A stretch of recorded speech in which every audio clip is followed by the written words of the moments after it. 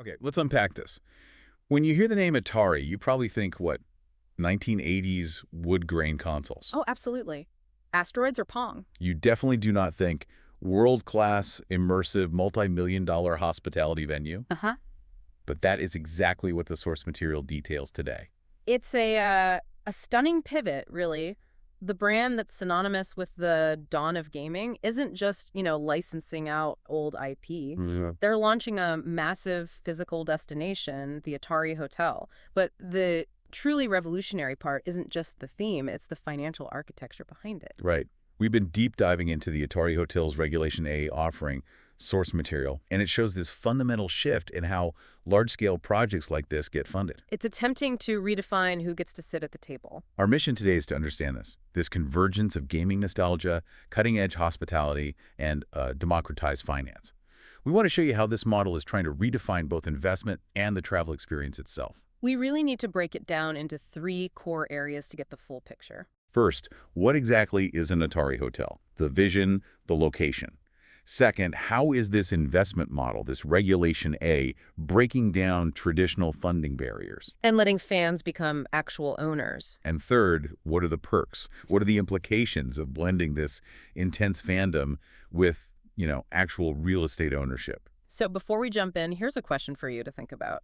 How does an iconic brand's legacy one built on nostalgia change the way we approach a typically slow-moving industry like hotel development? That emotional connection is what they're banking on. It's everything. Okay, so the central claim, the big audacious claim right out of the gate, is that Atari Hotels is redefining hospitality. With an immersive, gaming-inspired experience. Yeah, they're billing it as a first-of-its-kind destination. Sure. They're not trying to be just another themed hotel. It's more like a playable environment. That phrase, playable environment, is so crucial because they have to justify the scale of this thing. If it was just about nostalgia, it would feel like a trend. Like a pop-up. Exactly. But the design is built for strategic inclusivity.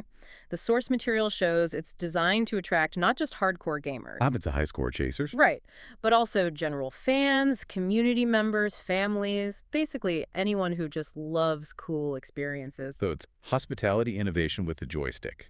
Broad appeal. Mixing that classic Atari vibe with modern next-gen luxury. And their choice for the debut location is fascinating.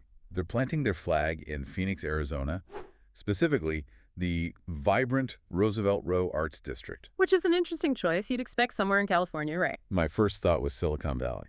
But it's extremely strategic. The source material emphasizes that Roosevelt Row is known as a creative hub. It's already buzzing with art, culture, and tech innovation. So that energy makes it the perfect backdrop for a project that wants to be seen as forward-thinking. Not just another commercial development parked off an interstate somewhere. But I have to ask, is this genuinely urban revitalization, as the material suggests, or is it just really smart real estate development? I think it's probably both. Taking advantage of Phoenix's explosive growth. And that ambiguity is part of the financial pitch. It's positioned as contributing to the city's growth, attracting locals and international visitors. They're betting the brand is strong enough to accelerate that revitalization. It sets the stage for a hugely ambitious project. But that ambition costs serious money.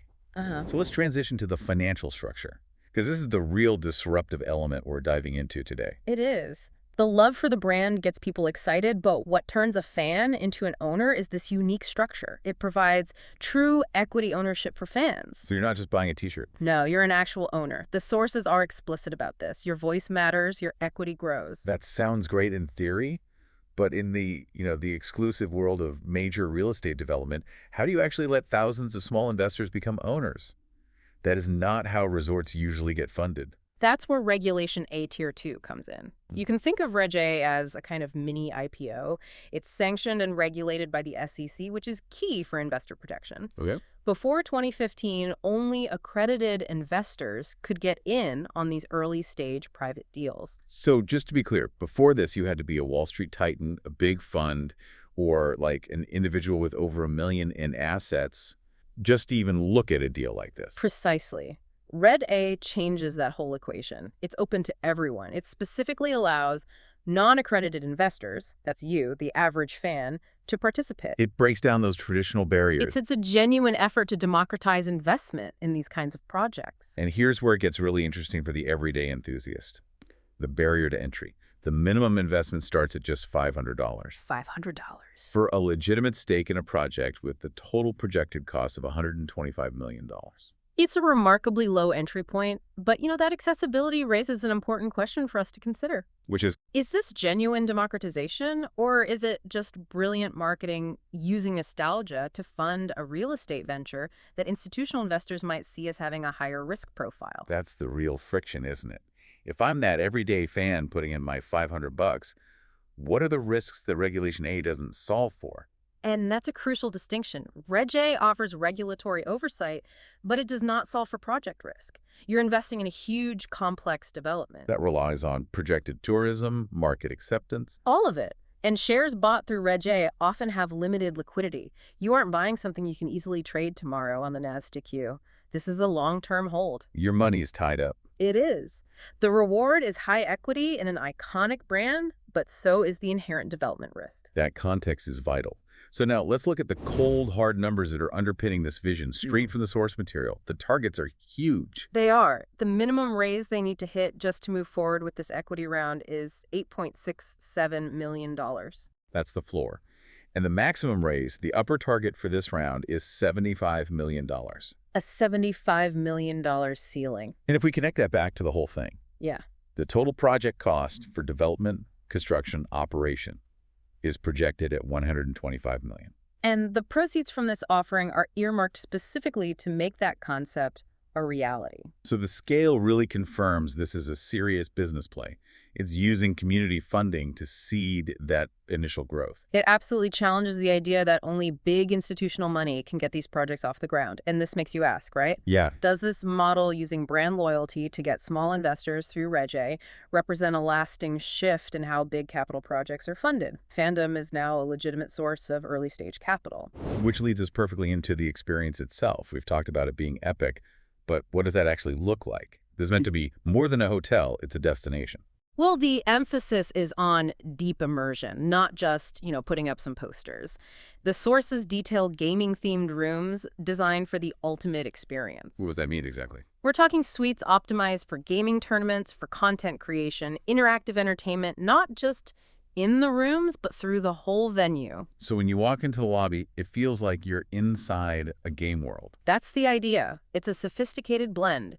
They're combining that powerful nostalgia with modern luxury, but the key is the tech powering every experience. So not just 8-bit wallpaper. No. Think seamless VR integration, AR overlays, interactive displays built right into the architecture. It's honoring Atari's legacy by embracing the future, not just repeating the past. And because this whole model relies on the fans' emotional investment, the people who put money in get treated differently. Very differently. That's the core of the Reg A play, the experiential rewards.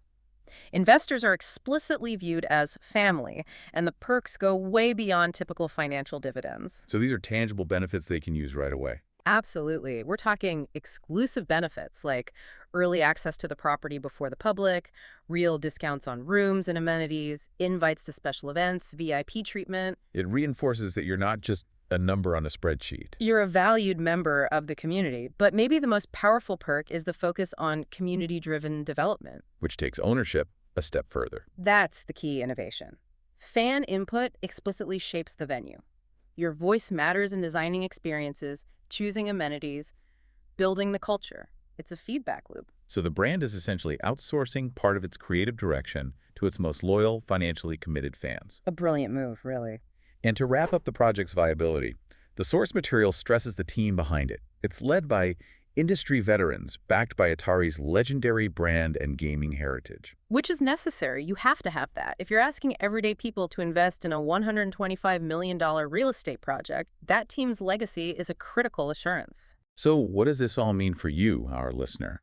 We've explored a business model that treats the fan base as a primary source of equity, linking investment to identity and experience. It's a fascinating case study in how gaming culture is being turned into serious capital. It really changes the definition of what a shareholder can be. Absolutely. If you like this breakdown of how gaming culture is meeting hospitality and democratized finance, be sure to subscribe to the channel so you don't miss our next deep dive. You can also learn more and even see the offering by visiting the site mentioned in our sources, www.atarihotels.com.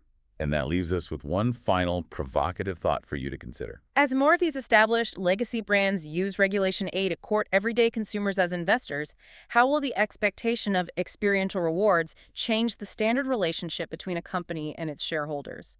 This model puts a shared experience at the very center of ownership. That might be the lasting impact here. Thank you for joining us for this deep dive.